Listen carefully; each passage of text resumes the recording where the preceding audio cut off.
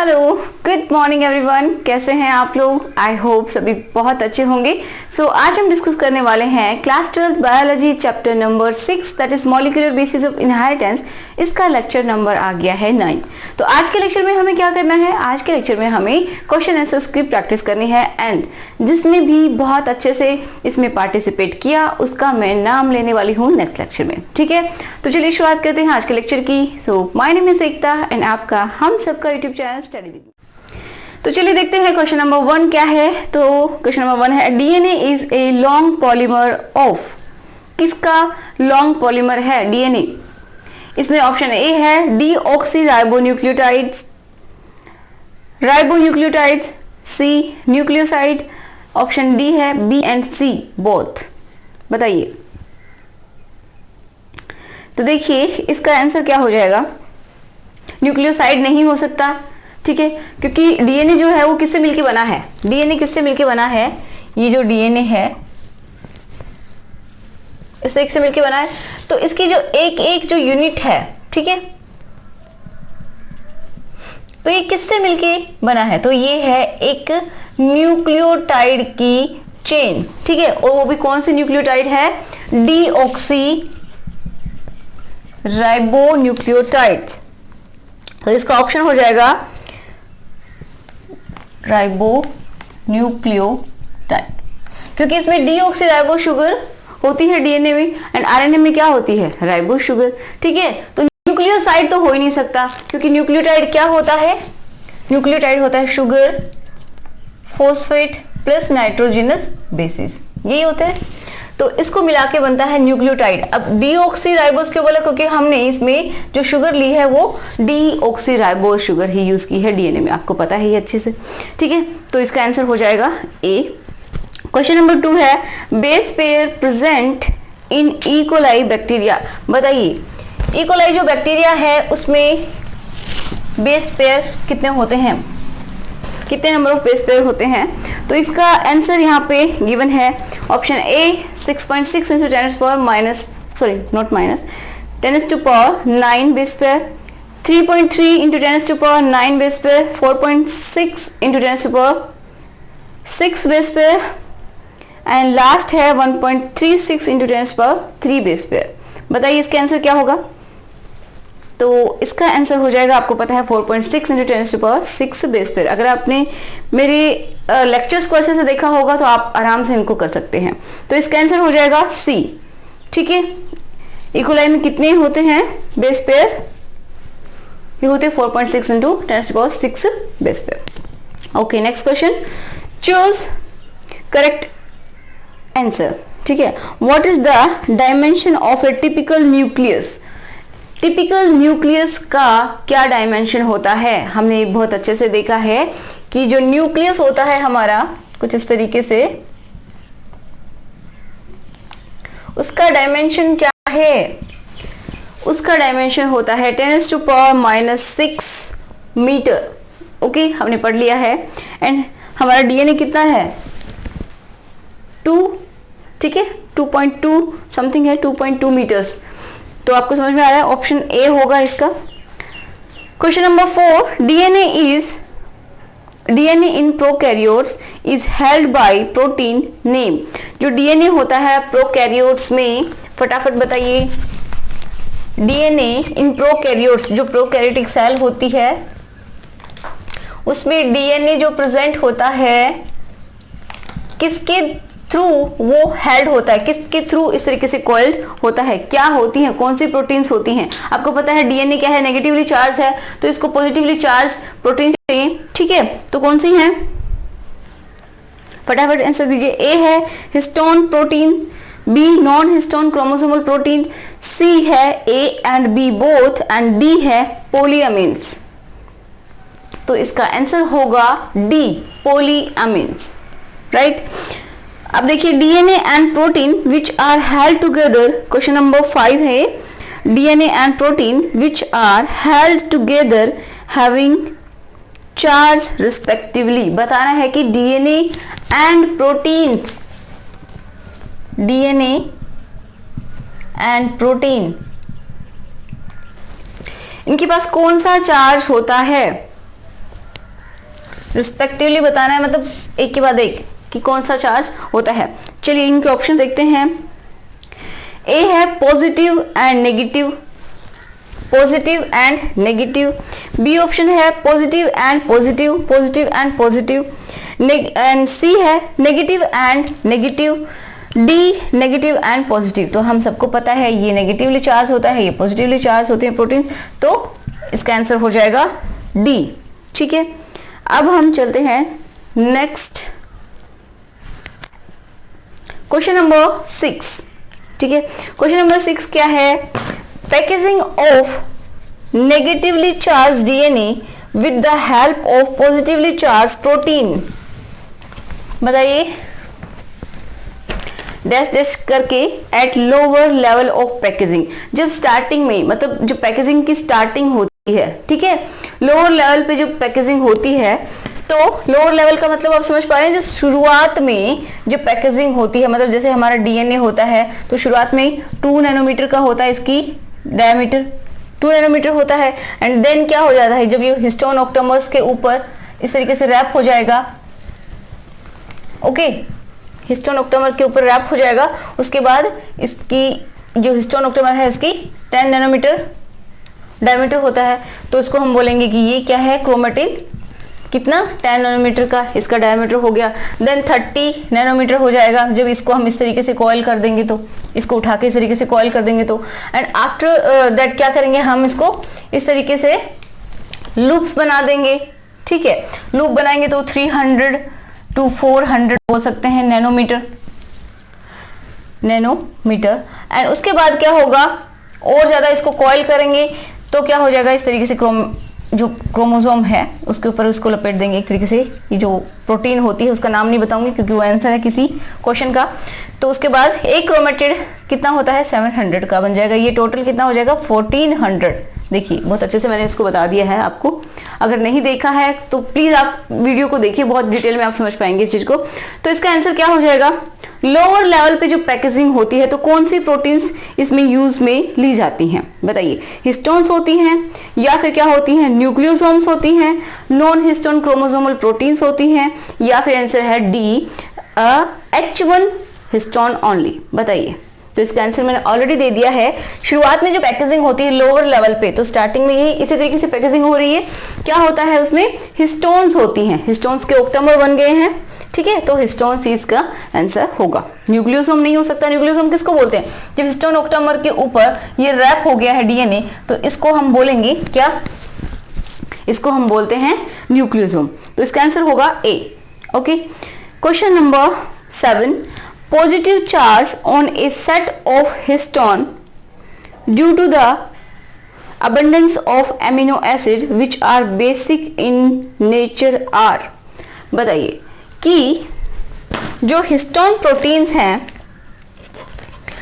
उनके ऊपर वो कौन से एमिनो एसिड्स की अबंडेंस होती है जिनकी वजह से वो हिस्टोन प्रोटीन है वो पॉजिटिवली चार्ज होती है। मतलब जो एमिनो एसिड्स हैं वो हाईली पॉजिटिव चार्ज होते हैं। तो किसकी वजह से ऐसा होता है, इस क्वेश्चन को अच्छे से समझिए। देखिए, positive charge on A set of histone, on A set of histone का मतलब क्या है कि जो हिस्टोन प्रोटीन्स को मिला के जो बनाते हैं हम ऑक्टामर, राइट, तो उनके ऊपर पॉजिटिव चार्ज होता है। क्यों होता है वो, due to abundance of amino acids. जो एमिनो एसिड्स होते हैं उनकी अबंडेंस उनके ऊपर ज्यादा होती है। तो वो जो एमिनो एसिड हैं जो कि क्योंकि वो बेसिक नेचर के होते हैं, ठीक है, अब उनके नाम बताने हैं आपको कि कौन से वो एमिनो एसिड हैं जिनकी वजह से क्या होता है, पॉजिटिव चार्ज ज्यादा होता है। तो बताइए, ए है lysine and H2B, B lysine and H3, C lysine and arginine, थोड़ा सा अच्छे से नहीं लिखा हुआ ये, आप देख लेना, एंड डी है ऑल ऑप्शन आर करेक्ट। बताइए, तो इसका आंसर होगा लाइसिन एंड आर्जिनिन, सी। इसका आंसर हो जाएगा लाइसिन एंड आर्जिनिन। ओके, ये प्रेजेंट होते हैं, इसी वजह से क्या होता है, पॉजिटिव चार्ज ज्यादा होता है। Question number 8, histones are organised to form a unit is known as. ये तो मैंने ऑलरेडी आंसर दे दिया है, बताइए आप फटाफट। हिस्टोन किससे मिलके स्टोन्स जो होती हैं, स्टोन प्रोटीन्स, वो ऑर्गेनाइज होती है एक स्पेसिफिक मैनर में एंड क्या बनाती है, कौन सी यूनिट बनाती हैं? तो आंसर क्या होगा बताइए? ए ऑप्शन बता रही हूँ, histone octamer, B histone tetramer, histone polymer, histone dimer. तो आपको पता है 8 यूनिट्स मिलके क्या बनाती हैं इसमें? Histone octamer. ऑक्टा मीन्स 8, ठीक है। तो हिस्टोन ऑक्टेमर हम इसको बोलेंगे, आंसर हो जाएगा ए। नेक्स्ट क्वेश्चन, न्यूक्लियोसोम इज, ए है histone octamer plus DNA. Nucleosome क्या होता है? मैंने आंसर भी दे दिया था इससे प्रीवियस क्वेश्चन में। बताइए हिस्टोन ऑक्टेमर किससे, सॉरी न्यूक्लियोसोम क्या होता है बताना है आपको। क्या है? ए ऑप्शन है histone octamer plus DNA, B है histone octamer plus RNA, histone octamer plus protein, इसको ऑक्टेमर कर लेना अच्छे से, एंड डी ऑप्शन दिया हुआ है डीएनए ओनली। न्यूक्लियोसोम किससे मिलके बनता है? आप सबको पता है, उसके ऊपर हिस्टोन ऑक्टेमर होता है, मतलब 8 हिस्टोन प्रोटीन्स होती है, इस तरीके से अरेंज होती हैं कि ऑक्टेमर बना लेती हैं, ठीक है। तो इसको हम बोलेंगे हिस्टोन ऑक्टेमर, ऑक्टामर। एंड उसके ऊपर जब डीएनए रैप हो जाएगा इस तरीके से, तो क्या होगा? इसको हम बोलेंगे, इस कंप्लीट यूनिट को हम क्या बोलेंगे? जिसके ऊपर डीएनए रैप हो गया है प्लस डीएनए, तो हम बता सकते हैं कि न्यूक्लियोसोम क्या है? DNA plus histone octamer. Okay, तो अब चलते हैं नेक्स्ट क्वेश्चन पे। इसका आंसर क्या हो जाएगा? ए। क्वेश्चन नंबर 9, ओके 9 का आंसर है ए। अब क्वेश्चन नंबर 10 हम देखते हैं। Number of base pair present on the one nucleosome. एक जो न्यूक्लियोसोम है, ठीक है, जैसे इस तरीके से डीएनए लिपटा हुआ है, तो एक न्यूक्लियोसोम के ऊपर कितने बेस पेयर प्रेजेंट होते हैं? न्यूक्लियोसोम की बात कर रहे हैं, मतलब जब डीएनए हिस्टोन ऑक्टेमर के ऊपर पूरी तरीके से रैप हो गया है, तो उसको हम बोलेंगे न्यूक्लियोसोम। एंड एक न्यूक्लियोसोम के ऊपर हम पूछ रहे हैं कि बेस पेयर कितने होते हैं। डीएनए के अंदर बेस पेयर होते हैं ना, ये जो डीएनए है हमारा तो डबल स्ट्रैंडेड है, आपको पता है, तो इसके ऊपर इस तरीके से बेस पेयर होते हैं। तो कितने number of base pair present होते हैं? ए, टी, जी, सी, इतने, मतलब कितने होते हैं बताइए? मैंने बताया भी था ये। तो ये होते हैं, इसका आंसर हो जाएगा, बताइए। ए ऑप्शन है 100, B 200 base pair, C 20 base pairs and D है 4.6 × 10⁹ बेस पेयर्स। तो इसका आंसर होगा बी, 200 बेस पेयर्स होते हैं, ठीक है। न्यूक्लियोसोम में 200 बेस पेयर्स प्रेजेंट होते हैं, मतलब ये जो डीएनए इसके ऊपर रैप है, इसमें 200 बेस पेयर्स प्रेजेंट होंगे, ठीक है। तो question number 11, how many turns of DNA wrap over histone octamer? कितने इसके टर्न होते हैं? ये हिस्टोन ऑक्टेमर है, इसके ऊपर डीएनए ने क्या किया, इस तरीके से ये रैप हो गया, ठीक है। तो कितने इसके ऊपर ये टर्न्स प्रेजेंट है, मतलब कितनी बार लिपटा है ये इसके ऊपर, हिस्टोन ऑक्टेमर के ऊपर? तो इसका आंसर बताइए। ए है 1.75 टर्न, बी 1.10 टर्न, सी 1 × 1/3/4, ठीक है, 1 × 3/4 टर्न, एंड डी ऑप्शन है ए एंड सी बोथ। बताइए, तो इसका आंसर क्या होगा? देखिए ये कितना है, 1.75 टर्न। कैसे? एक बार तो ये पूरी तरीके से इसके ऊपर, देखिए एक तो इसने पूरा राउंड ले लिया, दूसरा इसने पूरा राउंड नहीं लिया, एंड दूसरे इसके ऊपर चला गया ऑक्टेमर के ऊपर, ठीक है। तो इसके ऊपर कितना इसने टर्न लिया है? 1.75 टर्न, ओके। तो ये हो गया 1.25, जिसको हम क्या बोल सकते हैं, 4 × 4 एंड 7/4 भी लिख सकते हैं, ठीक है, जो कि कितना हो जाएगा 1.75 टर्न। तो ये 1.25 टर्न्स इसके ऊपर रैप होता है हिस्टोन प्रोटीन के ऊपर, हिस्टोन ऑक्टोमर के ऊपर। ओके, तो इसका आंसर क्या हो जाएगा? डी, ए एंड सी दोनों ही आंसर ठीक है। अब देखिए, diameter of chromatid of metaphasic chromosome in eukaryotes, बताइए क्या होगा? 300 nanometre, 1400 nanometre, 300 nanometre and 700 nanometre. बताइए कितना होगा? डायमीटर ऑफ क्रोमेटिड, जो क्रोमेटिड होता है, मैंने इसका आंसर दिया है आपको अभी, ये क्रोमेटिड हो गया, ये क्रोमेटिड से है, ये क्रोमेटिड है। तो इनका डायमीटर मैंने कितना बताया था? जब मेटाफेज में, फेजेस आपने पढ़ी होंगी, ठीक है, तो उसमें जब मेटाफेज होती है तो उस टाइम जो हमारा डीएनए है, जिसको हम क्या बोल रहे हो, पूरी तरीके से कंडेंस हो जाता है, ठीक है, एंड क्या बना लेता है? क्रोमोसोम। ओके, तो इसको क्या बोला गया है कि क्रोमेट, क्वेश्चन नंबर कौन सा है ये? हाँ, 12, कि मतलब diameter of chromatid of metaphasic chromosome, metaphase में जो कंडेंसेशन है वो पूरी तरीके से हो जाती है, मतलब क्रोमोसोम बन जाता है, हाईली कंडेंस होता है वो। तो उस टाइम में कितना इसका डायमीटर होता है? एक क्रोमेटिड का पूछा गया है, तो एक क्रोमेटिड का कितना होता है? 700 नैनोमीटर। ओके, अगर हम पूरा क्रोमोसोम का बताएं तो कितना होगा ये? 1400, मतलब दोनों इसको मिला दे तो 1400 नैनोमीटर। तो एक क्रोमेटिड का कितना हो गया? 700 नैनोमीटर। ओके, तो आंसर क्या हो जाएगा इसका? D. Packaging of, next question 13, packaging of chromatin at higher level by additional protein. बताइए, जब हायर लेवल पे पैकेजिंग होती है डीएनए की, यूकैरियोट्स की बात कर रहे हैं इसमें, ठीक है, हायर लेवल पे पैकेजिंग होती है तो कौन सी प्रोटीन यूज में ली जाती है? एडिशनल प्रोटीन यूज में लेते हैं। आपकी एनसीईआरटी की डायरेक्ट लाइन है ये भी। बताइए, हायर लेवल पे पैकेजिंग का मतलब क्या है? कि जो बिल्कुल कंडेंस किया जा रहा है, मतलब मेटाफेजिक डीएनए की बात कर रहे हैं हम, तो वहां पे क्या मिलता है? इस तरीके से हमने बताया था कि एक नॉन हिस्टोन क्रोमोसोमल प्रोटीन होती है, उसके ऊपर जो लूप था, लूप ऑफ जो हमने बनाया था इस तरीके से, वो इसके ऊपर रैप कर देते हैं। ठीक है, ये बहुत अच्छे तरीके से पैकेजिंग हो जाती है। तो हायर लेवल पे जो पैकेजिंग होती है, ये जैसे हमने डीएनए का ही जो क्रोमेटिन का, हम बोल सकते हैं जो क्रोमेटिन फाइबर है, ठीक है, उसको लूप बनाया था, इस तरीके से हमने कॉइल किया था, काफी सारी स्टेजेस पड़ी थी।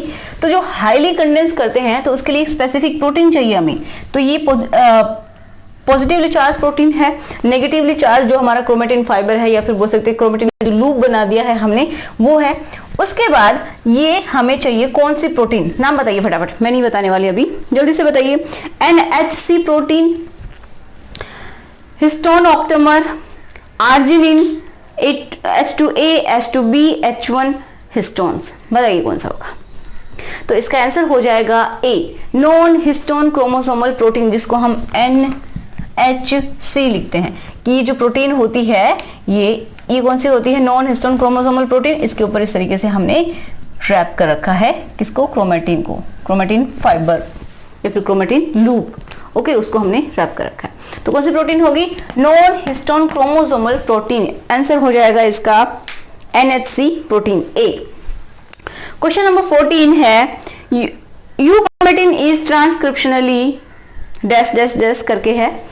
ए inactive, B active, C sometimes active, sometimes inactive, sorry sometimes inactive, D है ए एंड सी बोथ, कि मतलब समटाइम्स इनएक्टिव भी होता है एंड ऑलवेज इनएक्टिव का मतलब हो गया ए। तो बताइए क्या होगा इसका आंसर? इसका आंसर क्या हो जाएगा? इसका आंसर होगा यूक्रोमेटिन। क्या होता है? यूक्रोमेटिन जो कि लूजली पैक्ड होता है, ठीक है, लूजली पैक्ड है इस तरीके से, तो उसको हम बोलते हैं euchromatin.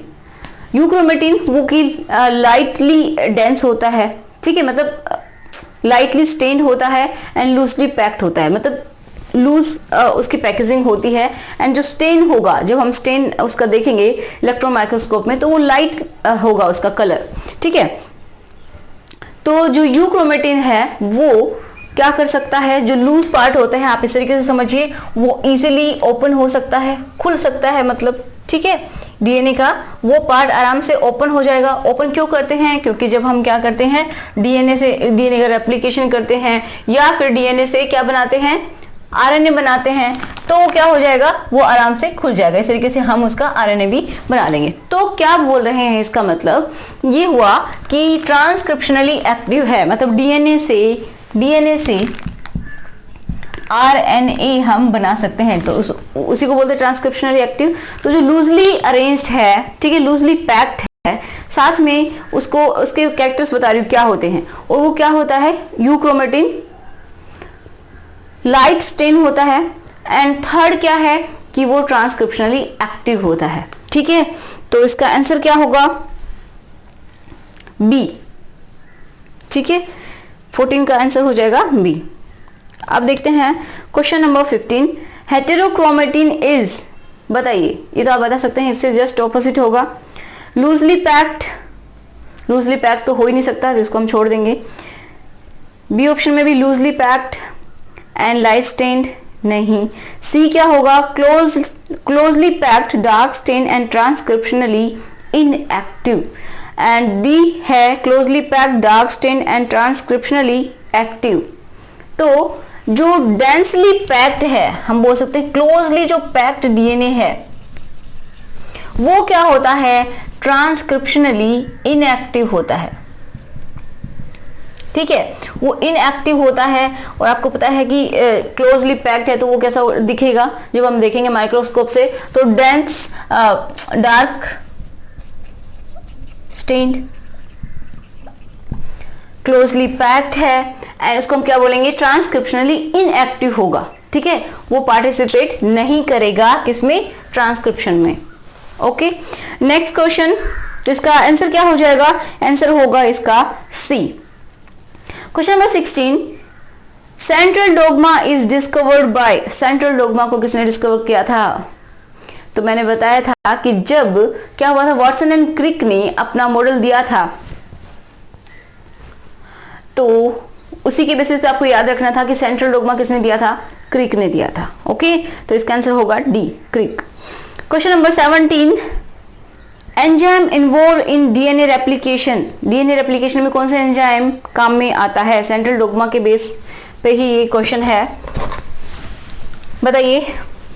A DNA polymerase, B DNA dependent DNA polymerase, and RNA polymerase, A and B both, बताइए।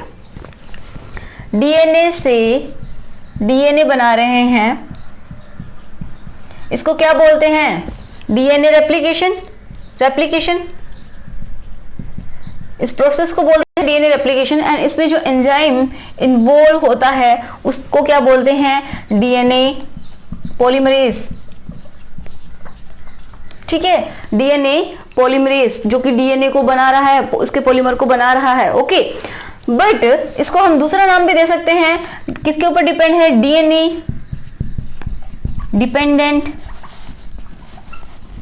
डीएनए पॉलीमरेज, दोनों ही नाम है इसके।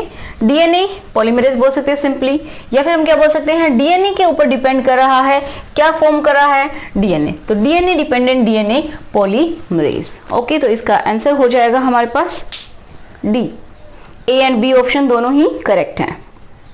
Question number 18, the process of formation of mRNA by DNA is known as, बताइए क्या बोलते हैं, DNA से आरएनए, एमआरएनए बन रहा है, डीएनए से आरएनए का बनना क्या होता है, ट्रांसलेशन होता है, या फिर ट्रांसक्रिप्शन, रिवर्स ट्रांसक्रिप्शन, या फिर रेप्लिकेशन। तो रेप्लिकेशन तो डीएनए से डीएनए का बनना, उसकी कॉपी बनना, वो हो गया। अब डीएनए से आरएनए बनना क्या होता है, ट्रांसक्रिप्शन, तो इसका आंसर होगा हमारे पास बी। ओके, अब देखिए नेक्स्ट क्वेश्चन है, question number 19, transforming principle is given by, ये किससे रिलेटेड है, search for genetic material. Okay, तो transforming principle is given by, किसने दिया था transforming principle, Frederick Griffith, Martha Chase, Chargaff, and last है एवरी मैक्लियोड। तो इसका आंसर होगा ए, ग्रिफिथ ने दिया था। ठीक है, ट्रांसफॉर्मिंग प्रिंसिपल। नेक्स्ट क्वेश्चन देखते हैं, इसका आंसर ए होगा। Question number 20, who characterise the biochemical nature of transforming principle. Transforming principle का जो बायोकेमिकल है वो किसने कैरेक्टराइज किया था कि ये क्या है, मतलब ट्रांसफॉर्मिंग प्रिंसिपल के बाद कौन सा आया था, बताइए किन लोगों ने काम किया था। तो उन साइंटिस्ट के नाम देने हैं। तो ऑप्शन ए है ग्रिफिथ। ग्रिफिथ ने तो मतलब ये ट्रांसफॉर्मिंग प्रिंसिपल दिया ही था, उसने बायोकेमिकल नेचर बताया नहीं था कि इसका क्या है। एंड बी है Avery MacLeod McCarty. C Hershey and Chase. D B and C both. तो इसका आंसर होगा एवरी मैक्लियोड एंड मैकार्टी। ठीक है, क्योंकि इन्होंने ही क्या किया था, इसका बायोकेमिकल नेचर देखा था। इन्होंने क्या किया, जो ट्रांसफॉर्मिंग प्रिंसिपल है उसमें मतलब जो बायोकेमिकल है उसको एक्सट्रैक्ट किया एक तरीके से, एंड क्या किया था, उसके साथ एक्सपेरिमेंट करके देखा कि इसमें प्रोटीएज डाला, आरएनएज डाला, डीएनएज डाला, इस तरीके से करके उन्होंने देखा कि उसका नेचर क्या निकला था, डीएनए निकला था, कि ये डीएनए ही होगा। बट वो फेल हो गया, बहुत सारे साइंटिस्ट ने उनको नहीं समझा, उनके जो भी एक्सपेरिमेंट थे उनको कोई भाव नहीं दिया। ओके, तो इसका आंसर क्या होना है, कौन से साइंटिस्ट हैं वो, एवरी मैक्लियोड एंड मैकार्टी। ठीक है, इन तीनों ने मिलकर किया था बायोकेमिकल नेचर जो है उसको ट्रांसफॉर्मिंग प्रिंसिपल का जो बायोकेमिकल नेचर है उसको बताने की कोशिश की थी, उसको कैरेक्टराइज करने का काम किया था।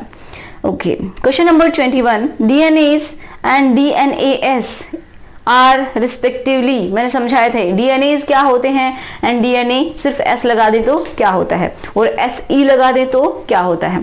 तो चलिए आंसर बताइए। ऑप्शन ए है एंजाइम, मतलब डीएनए एंड डीएनएस में क्या डिफरेंस है। डीएनएस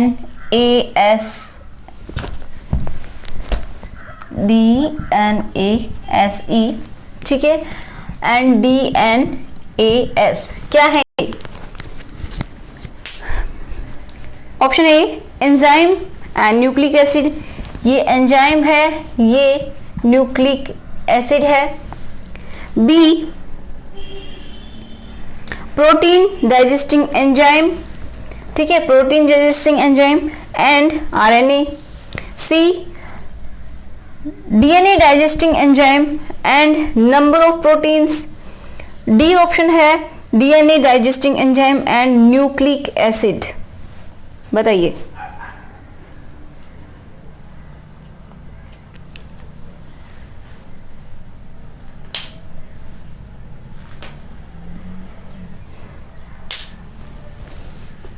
इसमें जो लास्ट ऑप्शन है डी, उसमें आपको लिखना होगा, ऐड कर लेना, न्यूक्लिक एसिड में आप क्या लिखेंगे, आरएनए